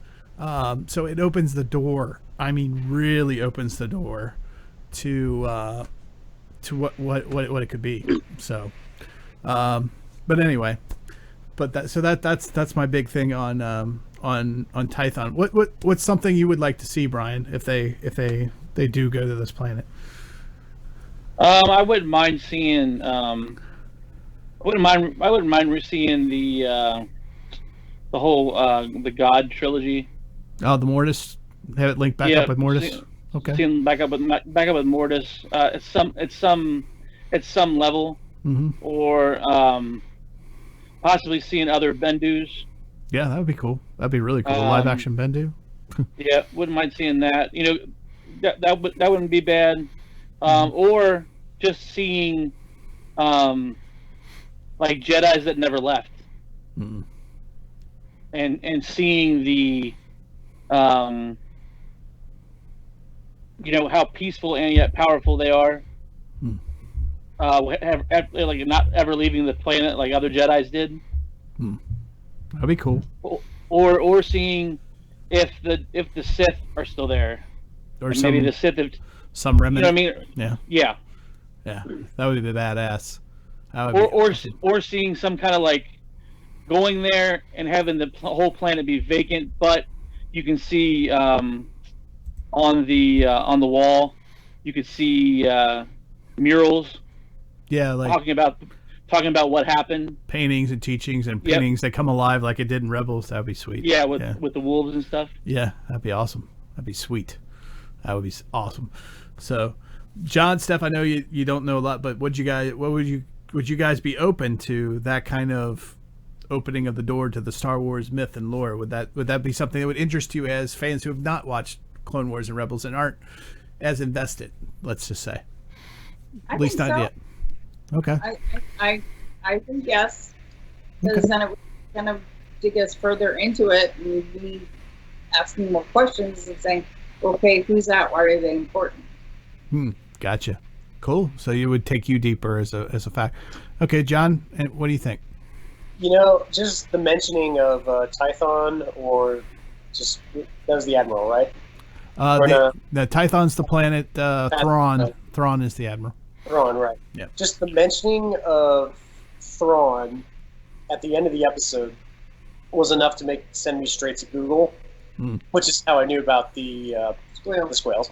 But seriously, spoiler alert. That's but that's what made this entire episode so interesting to me, was the fact that it pointed out that it was not just a callback to the animated shows, but it was also a callback to like the novelizations that existed beforehand, to the games that existed beforehand. Just the fact that it's this tying together of all this universe that so many fans that I've heard about in passing wanting to see canon and become part of this, Star Wars universe. That's exciting to me. Like the fact that this show, as well made as it is taking all of this previous lore and finding a way to pay the perfect homage and make it canon and tie it in with where it's at now. It's exciting on so many levels. Like, I want to see, like, even, again, not having read any of the novels or the extended universe or knowing anything about the animated shows, just seeing the potential and seeing how much it could make the history of Star Wars become part of this new generation's universe of Star Wars. It's exciting. Just 1 hour of Google searching was enough for me. I had a patient today that I took care of, and female patient who is literally a year younger than us, swollen brain. Oh, wow. Yeah. And she had a really major chemotherapy.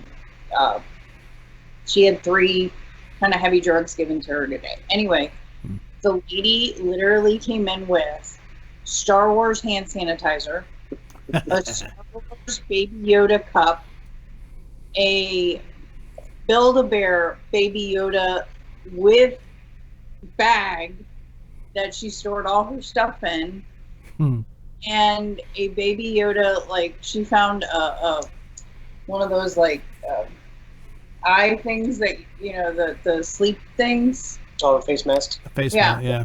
And I'm, holy crap. I was like, she goes, oh no, he's my chemo buddy. I'm like, that is, I love that. Amazing.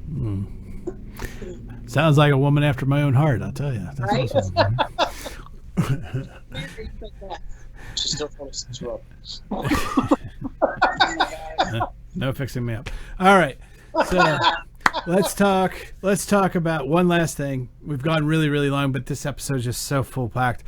So, Can't help it. I don't like to speculate a lot, but it is fun to do. Usually I get let down when I speculate, but I got to speculate here. So what if, let's just assume that Grogu goes to Tython. He chooses the path of the Jedi. The signal goes out through the Force. What Jedi, or maybe Sith, is going to come looking for Grogu? I always want to say Goku. I got to stop. Grogu. Yogurt. Even with strawberries, I hate it. All right. All right, Brian, I'll let you. It's now canon. Who's over strawberry?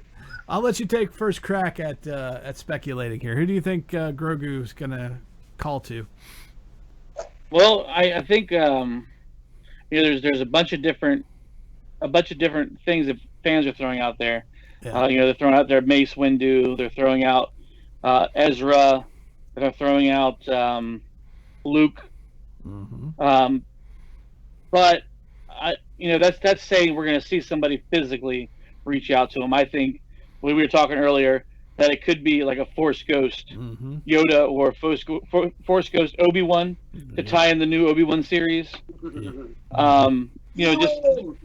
Just to have that little bit of connection there that you can see get tied in, because when that Obi-Wan series does pop up, they're gonna, people that have seen Mandalorian are gonna be like, oh, that's who that was in the Mandalorian, and then they're gonna go watch that show and watch his backstory.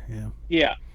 And the thing we were talking about offline, John and Steph, was if there's a Force Ghost training him, then he can actually still stay with the Mandalorian, because the Force Ghost could train him. Doesn't even physically have to be there; just has to talk in his head, or he does show up maybe in downtimes or something, but he wouldn't be like a physical hindrance to him and Mando necessarily.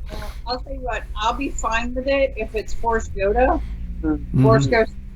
Yeah. As long as he doesn't, make him jump every which way. Don't make him like a fucking Mexican jumping bean, like flipping off of that. I love that fight scene. So anyway. Oh, I do too, but what the hell? It's fantastic. I don't care what you say. Yoda had an 8-pack. 8-pack. Oh I'm my telling God. you, it's fantastic. Loved every second of it. Anyway.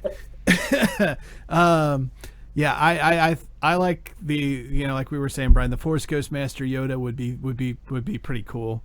I'm open to the Mace Windu idea. I like the idea of a Mace Windu showing up maybe at the same time as Luke Skywalker. Yeah. And he wants to train him and not Luke because Anakin betrayed him, and he's got a beef with his son. Yeah, something that would make a cool storyline. Go ahead, John. So I'm gonna be the asshole writer. Oh boy, you're gonna go Sith, huh? Okay. No, No? I'm gonna say both. Ooh. I would like to see both answer the call because, like you said, the Jedi are in such small Numbers. percentage right now. Mm-hmm. Why wouldn't it make sense for both of them? Because, like you said, like Hank said earlier, when we heard Grogu first hear his name, we're clearly identifying with Baby Yoda as a child. Mm-hmm. As the seasons progress, and this is why I'm thinking, ahead of the He's writer gotta and get everything. older.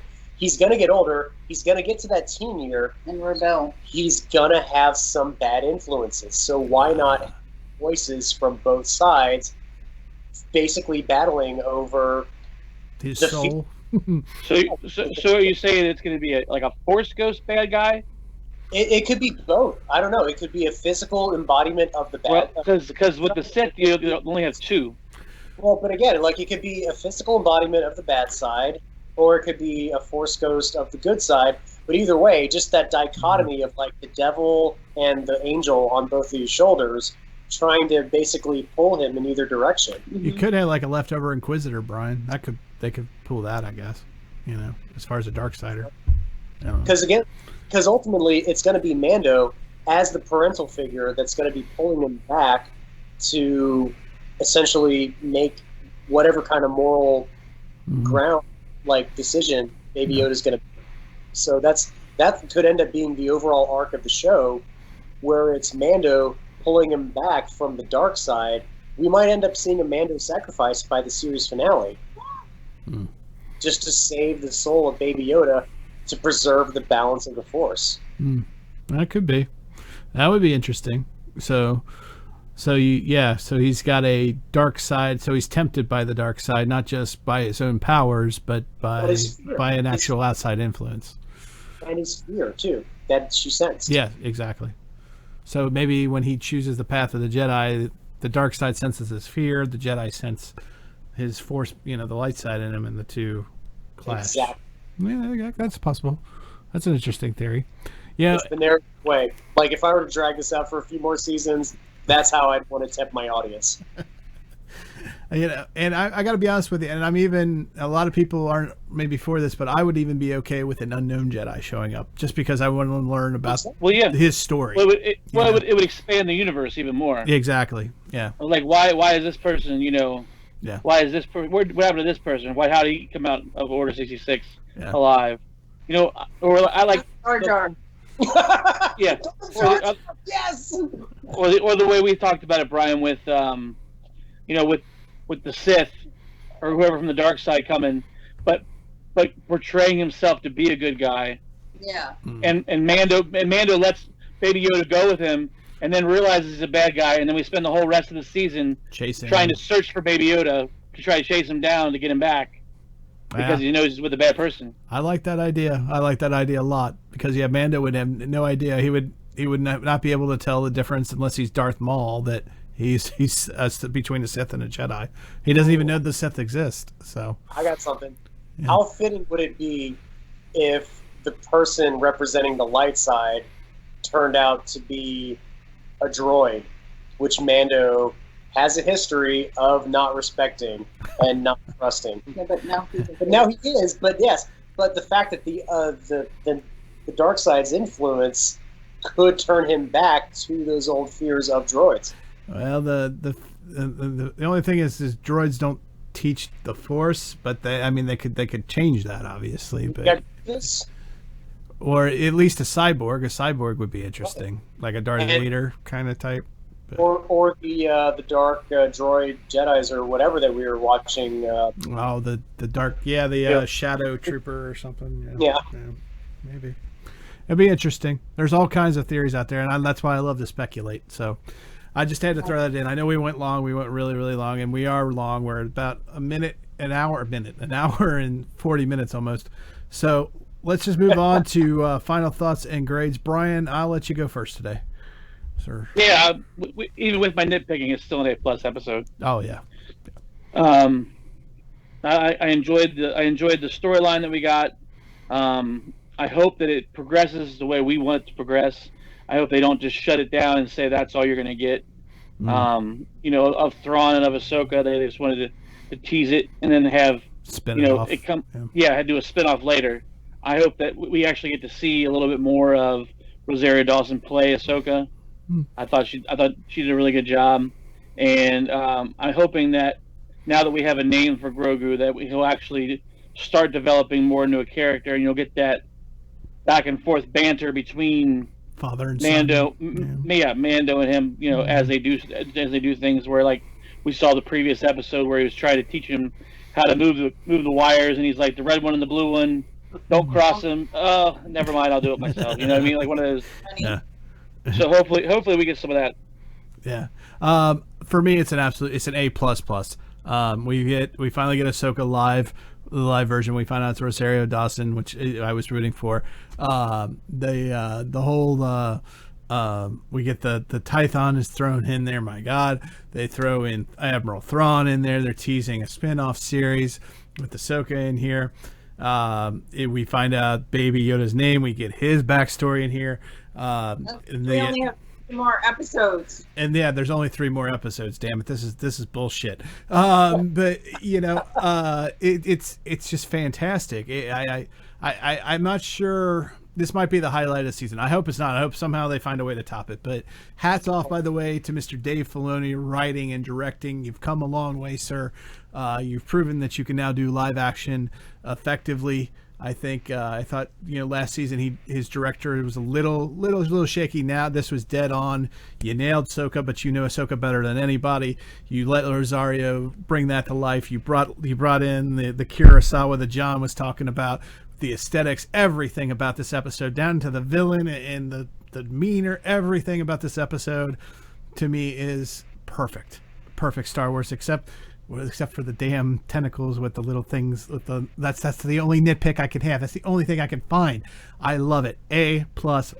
John, Steph. Yeah, this is an absolute A+.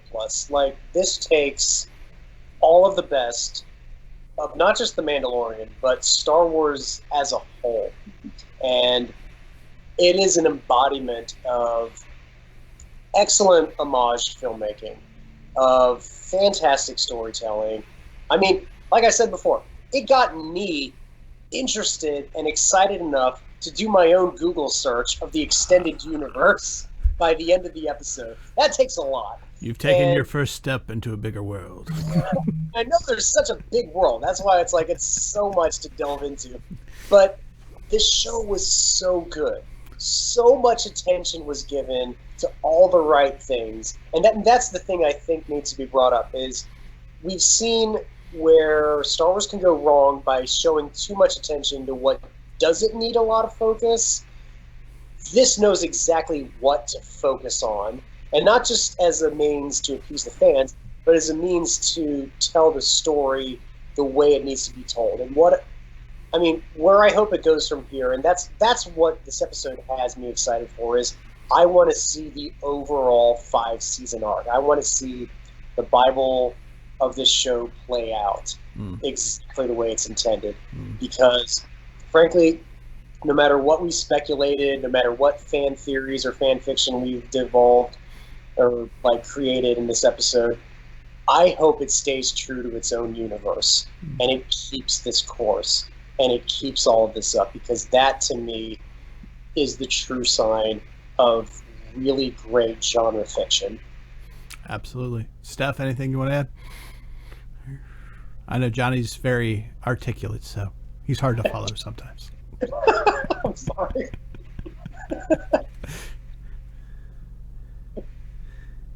Just give us your grade. How's that? What he said, your letter grade.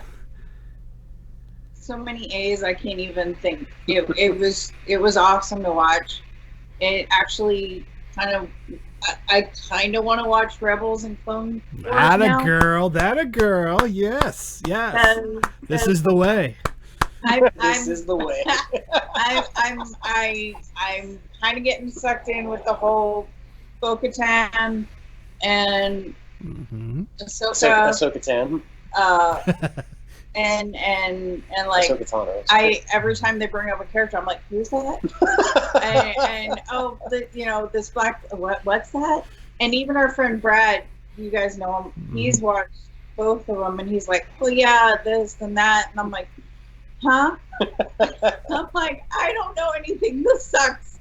And I know my brain has been busy with school, but I'm almost done for the Christmas break, so yay. One thing I will say is you become alive when you watch this. It's like for as much as she's throwing into herself, going into work, and being in a master's class for nurse practitioning, like she sits down, she thinks her brain is fried at the end of a long week. I throw on like 2 episodes of the show back to back, and she is immediately pulled into the universe. Like that's the power the show has. It's like Star Wars. It gives her a rejuvenation. Not just Star Wars. This show, Filoni's handling of Mandalorian is enough to I see my wife come back, revitalizes her almost. I want I was like, who's Thrawn? And he immediately Googled it, and he's like, oh, it's this, and that's how I found out about the squirrels. I was like, yes. Yeah. My only thing I hate in Star Wars, squirrels.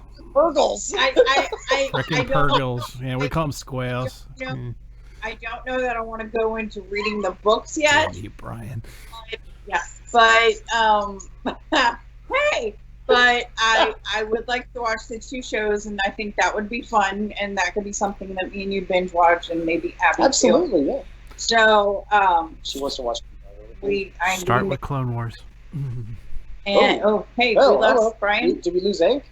We might have, because suddenly he's gone. That's weird. Oh, goodbye. Why? I'm uncomfortable like this. Okay. I'm gonna just close out the show because I'm not sure what the hell just happened. Okay. Oh wait, there he is. He's back. Yeah. Hey. All right. Welcome back, B. Hey. Suddenly, John. The squeals. Dude, we were gonna bail on the show. That's what happened. Squeals. That's what happens when you do put fucking squeals on this show. You get booted. Was weird though. I took the squares and went to a different show. It took you away. Took you in hyperspace. I love this episode. It was amazing. There you go. I went to a different show and came back. Finding Brian, finding Eckenbauer. All right. Real quick, social media. The best place to find us, guys, is www.4midwestguys.com. We got links to everything there. You can follow, like, and subscribe. Everything's in chronological order of release, or you can click by show. Everything's your one-stop shop. However, if you want to find us on Facebook, it's facebook.com/4 Midwest Guys. Or you can find us on Twitter at 4 Midwest Guys. Brian, where can they find you, sir? They can find me at Ankzone or at my new channel, Gone Thrifting 859. Oh, I forgot about that. Where I'm going to start out with that new channel with my dad, where we're going to do thrifting podcasts and some basically all going to be YouTube videos where we're going to do thrifting, reselling on eBay, and some unboxing videos and stuff like that. Okay, sounds like an awesome place. And it sounds if you want to bargain, go to Thrift. Was it Thrifting 859? Gone Thrifting? Gone Thrifting 859. Kind of like Gone Fishing, but we're going to be Gone Thrifting. Gone Thrifting. There you go. So go bargain shopping with Brian there. You can find myself at bwilly1977 on Twitter and Stardust. And if you like the behind the scenes kind of stuff, we haven't done it in a while, but we'll try to get some more pictures up. That would be Instagram account, the number 4 _ Midwest _ guys. Good old fashioned email at the number 4 midwestguys@gmail.com. And real quick, Johnny, I know you want to do a masochism plug, so I'll let you have it for a minute. Again, I know it's been a couple weeks that we've thrown out the gauntlet for anybody to basically give me their worst movie that they've ever seen. If it's something I haven't seen, I'd be happy to do it. I actually And you can watch his reactions live, or well, taped, but still. Watch his agony. I actually have found a very vital tool recently. I have found over 120 movies that I have not seen that have ended up as Dogs of the Week for film critics between late 70s and early 80s. Oh my God. So, God help us yeah, all. I'm delving into the obscure that very few people have either heard of, or even there's not even any online reviews of them yet. So this could be a first, a very painful first for me. So, if you want to put Johnny into movie hell, we want to call our brand new fan voicemail line. That's 1-859-363-5952. Again, 1-859-363-5952. You'll hear a nice little voice message from me. If you're living it for John, just leave your name, number, or just your name, where you're from, what movie you want to torture John with, or if you got any other things, especially about this show or any of our other podcasts, just let us know which show that you're referencing, and then leave your comment. If we really like your comment, guess what? You'll find yourself on the air. So make sure that you reach out to us, and that's all the ways you can do that. So I just want to thank everybody for an excellent show. I know it went really, really long, but there was an awful lot to talk about, and this was maybe the best episode of Star Wars in at least recent time. So John, Steph, thank you very much. Appreciate it. Thank you. Pleasure. Bye, guys. And Mr. Brian Ankenbauer, as always, sir. Appreciate it, sir. Thank you. And I have been your host, B. Willie, saying, may the Force be with you always. Also with you. Oh, there's the Catholic joke. I love it. It's canon.